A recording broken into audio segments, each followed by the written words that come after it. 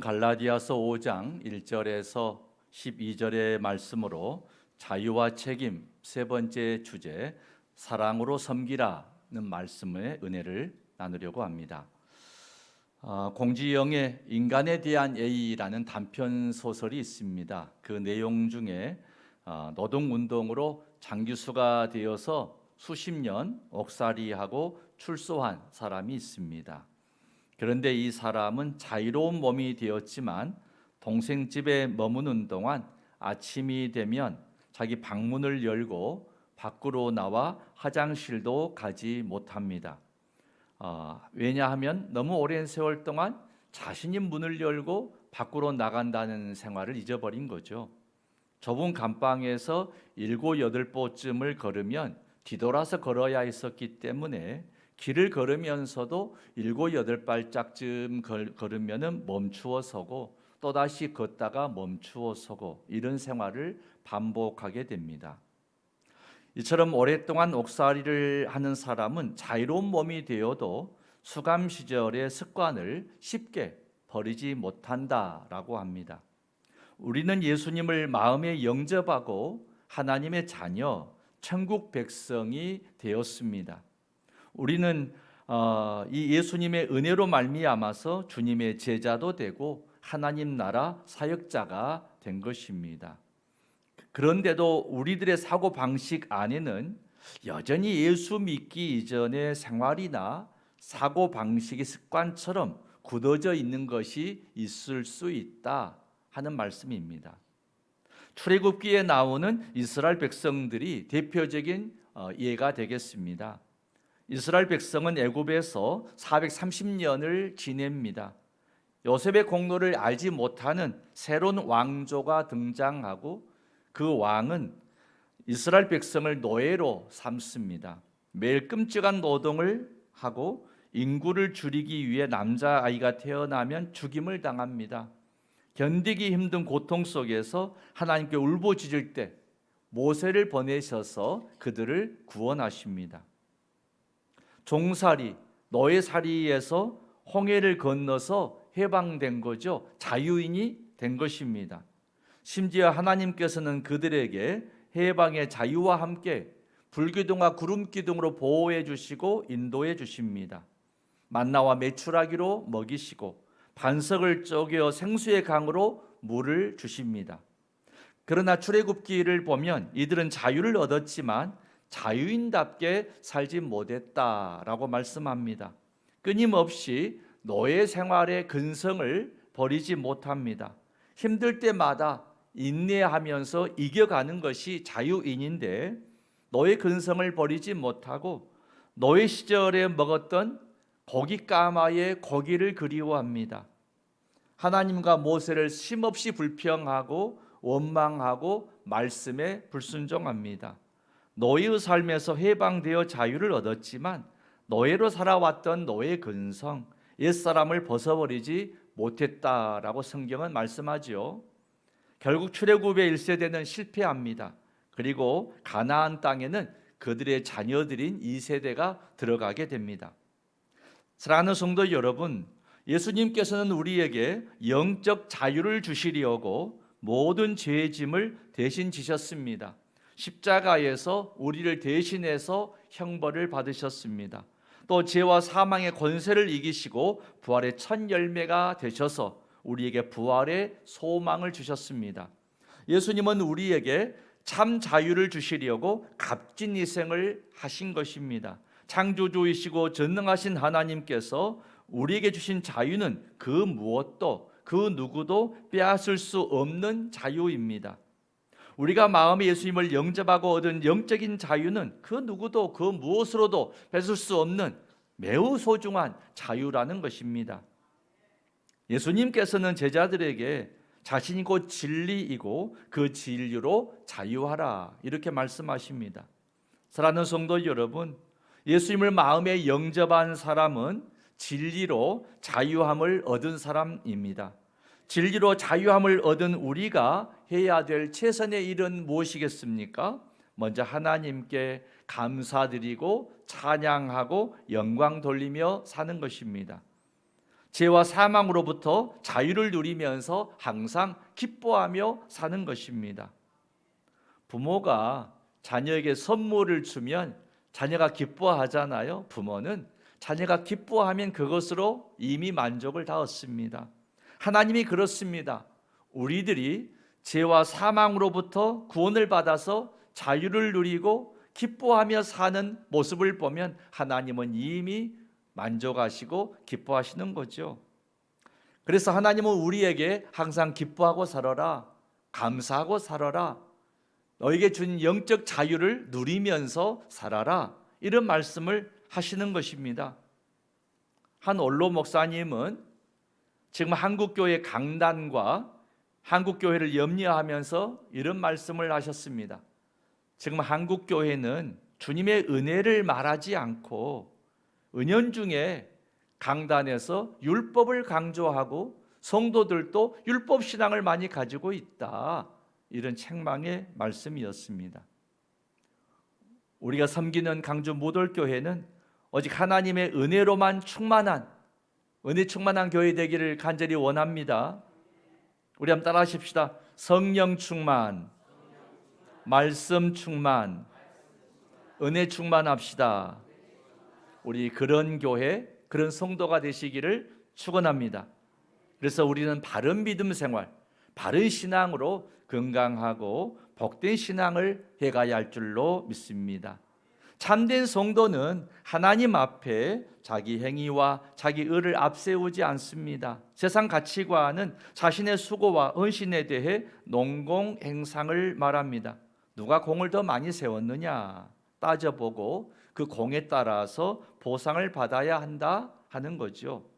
꼭 틀린 말이겠습니까? 세상 가치관이 그런 것입니다. 그러나 이것은 세속적인 가치관이라는 거죠. 교회 안에서는 누룩과 같은 세속적인 가치관을 우리는 버려야 하겠습니다. 출애굽을 기념하는 유월절 행사는 어떻게 시작하느냐 하면 먼저 집안에 있는 모든 누룩을 찾아내어서 그리고 함께 그 광장에 모여서 그 누룩을 전부 쌓아가지고 불에 태우는 일로 유월절이 시작되어집니다. 왜 그렇습니까? 공동체를 병들게 하는 잘못된 생각, 잘못된 가치관, 이런 누룩을 버려야 한다 하는 말씀입니다. 적은 누룩이 커다란 밀가루 반죽을 발효시키듯이 잘못된 세상 가치관이 거룩한 교회를 병든 교회로 만들 수 있기 때문입니다. 본문의 9절과 10절의 말씀 같이 봉독합니다. 적은 누룩이 온 덩이에 퍼지느니라. 나는 너희가 아무 다른 마음을 품지 아니할 줄을 주 안에서 확신하노라. 그러나 너희를 여동하게 하는 자는 누구든지 심판을 받으리라. 아멘. 사랑하는 성도 여러분, 우리는 오직 하나님의 은혜로 살아가십시다. 교회 안에서도 수고와 헌신에 대한 자기 자랑, 자기 의를 내려놓아야 합니다. 그저 주님만 높이고 주님의 이름만 자랑하는 우리 모두 되기를 축원합니다. 그래서 우리 항상 입에 이런 말이 붙어 있어야 되겠어요. 모든 것이 다 주님의 은혜입니다. 주님의 건강 주셔서 섬길 수 있고요, 주님의 은사 주셔서 이런저런 주의 일도 하고요, 주님이 물질 주셔서 드릴 수도 있고요, 주님이 주님께 헌신할 수 있도록 믿음도 주셔서 다 주님의 은혜입니다. 아멘. 우리 한번 고백하십시다. 모든 것이 다 주의 은혜입니다. 사랑하는 성도 여러분, 우리는 누룩과 같은 세상 가치관, 자기 자랑, 자기 거만은 다 버리고 오직 예수님만 자랑하고 예수님만 높여드리는 그런 교회, 그런 성도로 살아가십시다. 아멘이시죠? 교회는 건물이 아닙니다. 바로 사람이 교회입니다.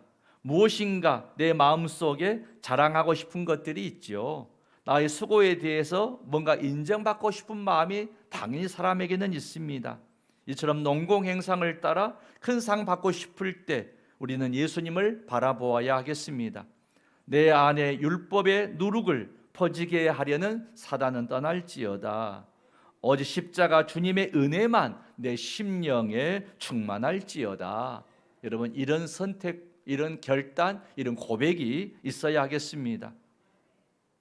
오늘 본문의 사도 바울은 4절에서 이렇게 말씀합니다. 율법 안에서 의롭다함을 얻으려 하는 너희는 그리스도에게서 끊어지고 은혜에서 떨어진 자로다. 아주 엄한 어조로 말씀을 합니다. 12절에서는 더합니다. 너희를 어지럽게 하는 자들은 스스로 베어버리기를 원하노라. 아주 강한 어조죠. 사단은 교회가 병들도록 행위구원이라는 율법적인 교회를 만들려고 은연중에 유혹합니다.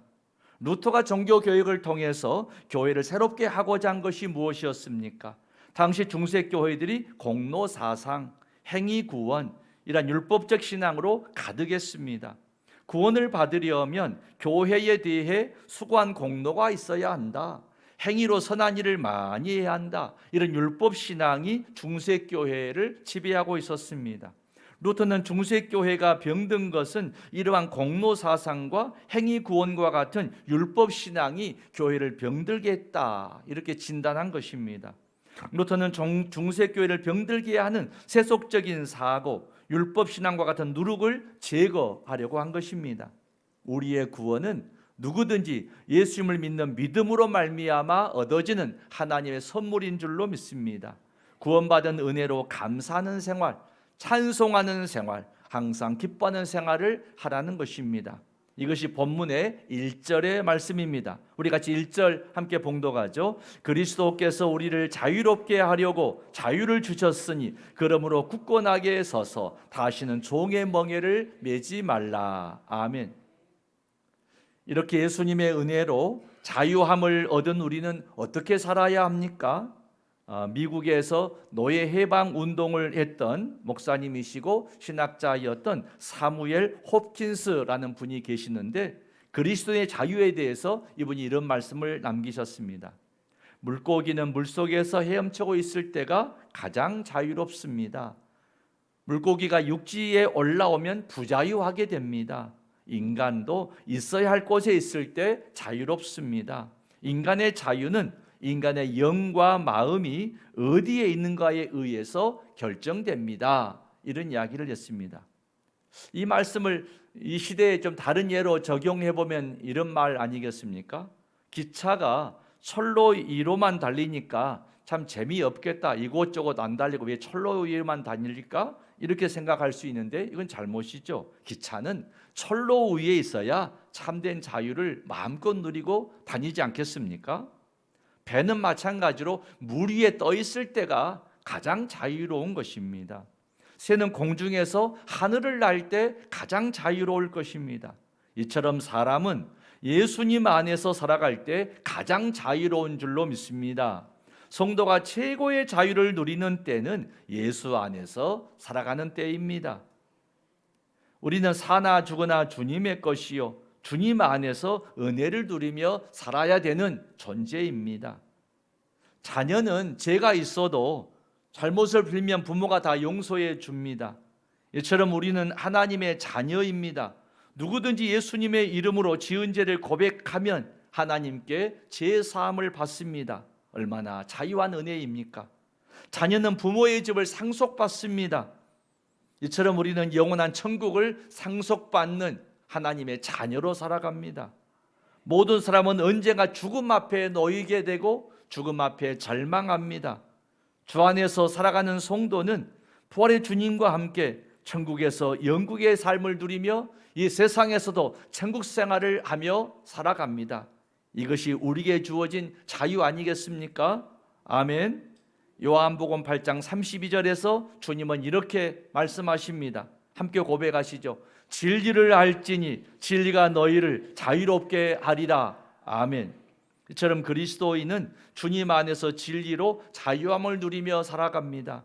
그리고 이렇게 얻은 자유를 주의 계명을 따라 서로 사랑하며 살 때 가장 행복한 삶을 살 수 있습니다. 본문의 13절의 말씀 13절 같이 봉독합시다. 형제들아 너희가 자유를 위하여 부르심을 입었으나 그러나 그 자유로 육체의 기회를 삼지 말고 오직 사랑으로 서로 종노릇하라. 아멘. 주 안에서 얻은 자유를 사랑을 위해서 서로 종노릇하라 이렇게 고면합니다. 출애굽기 21장에 보면 깃뚫은 종에 대한 말씀이 나옵니다. 모세 율법에 따르면 어떤 사람이 종이 되었는데 7년이 되면, 종살이 7년이 되면은 여러 가지 이유로, 어떤 이유로든 종이 되었지만 7년째가 되면은 자유롭게 풀어주어라 하는 것입니다. 자유인 되는 거예요. 그런데 어떤 사람은 자유인은 되었지만 나는 너의 신분에서 자유인 신분은 나는 가지겠지만은 그러나 평소에 주인께서 나에게 너무 잘해 주셔서 그냥 그대로 종 생활하면서 살기를 원합니다. 신분은 자유인이지만 생활은 여전히 그 집에서 종으로 살기를 원합니다. 이런 사람들이 있다는 거예요. 그래서 먼저 이 사람들은 재판관에게 가서 그 말을 하고 집에 돌아와서 주인집 기둥에 기를 대고 송곳으로 기를 뚫습니다. 그래서 그런 종을 깃뚫은 종이라 이렇게 부릅니다. 자유인이 되었지만은 스스로 그 주인집을 섬기기로 결심한 사람, 깃뚫은 종이죠. 우리도 이 시대에 하나님 앞에 깃뚫은 종이 되어야 할 줄로 믿습니다. 이 시대 그리스도인은 주님의 은혜로 자유함을 얻었지만 서로 사랑하며 기쁨으로 섬기고 봉사하는 종으로 사는 것입니다. 저는 강주 무돌교회 성도님들을 참 사랑하고 존경합니다. 참 자랑스럽습니다. 한 분 한 분 이름을 말씀드리지는 않겠습니다. 남편이 혹은 아내가 또는 부모나 자녀가 아플 때가 있습니다. 치매가 오고 몸이 매우 연약해지고 심지어 우울 증세가 심하게 와서 힘들게 하고 혹은 거동이 매우 불편하고 병상 생활을 하고 여러 가지 형편들이 있습니다. 그런데 부부가 서로 배려하고 사랑으로 얼마나 지극정성으로 돌보시는지 정말 눈물겨울 정도입니다. 사랑으로 섬기시는 그 모습이 참으로 아름답습니다. 이것이 나는 자유인이지만 사랑하는 당신을 위해서라면 깃뚫은 종이 되겠습니다. 진리로 얻은 자유를 사랑으로 서로 종노릇하는 모습 아니겠습니까? 여러분, 주님 안에서 서로 사랑하고 섬기는 깃뚫은 종이 되기를 축원합니다. 진리로 얻은 자유를 서로 종노릇하며 사랑으로 섬기는 일은 가정에서부터 시작되어야 합니다. 그리고 섬기는 우리 교회 안에서 충만하게 이루어져야 합니다. 나아가서 교회는 지역사회와 나라와 민족을 위해서, 세계 인류 복지와 평화를 위해서, 그리고 지속가능한 지구촌을 위해서 섬기며 봉사해야 합니다. 우리나라 근대 기독교는 선교사님들과 신앙의 선조들이 기독교의 공공성을 통해서 교회를 세우고 교회를 통해 영혼을 구원하고 학교와 병원과 고아원을 세워서 어두운 역사의 빛이 되었습니다. 교회 공공성을 가진 거죠. 최근에 몇몇 한국 교회가 이런 교회의 공공성을 상실해 버린 채 지나치게 정치 개입을 하고 극우적인 형태의 안타까운 모습을 보이고 있습니다. 교회는 교회의 자리에 서서 세상의 빛이 되어야 할 줄로 믿습니다. 교회는 깃뚫는 종처럼 진리로 얻은 자유를 하나님을 사랑하고 이웃을 내 몸처럼 사랑하는 일에 헌신해야 하는 것입니다. 한국 교회가 진리로 자유함을 누리며 구원받은 자유로 약하고 가난한 자, 나그네 되고 소외된 자, 장애인과 갇힌 자, 병든 자를 돌아보면서 섬기고 봉사하는 사명을 잘 감당해야 할 줄로 믿습니다. 사람이 위대한 것은 학식이나 권세나 돈이 많아서가 아닙니다. 그가 얼마나 다른 사람을 위해서 봉사하며 섬기며 살았는가, 이것이 결정하는 것입니다. 우리에게 주어진 영적 자유를 하나님의 영광과 이웃을 섬기는 일에 지혜롭게 사용하는 여러분 되시기를 주의 이름으로 축원합니다.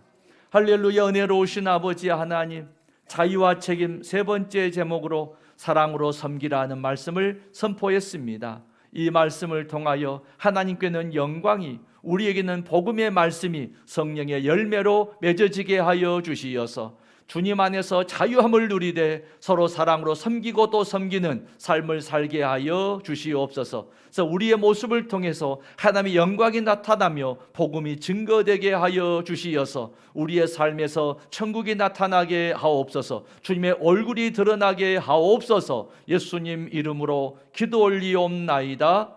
아멘.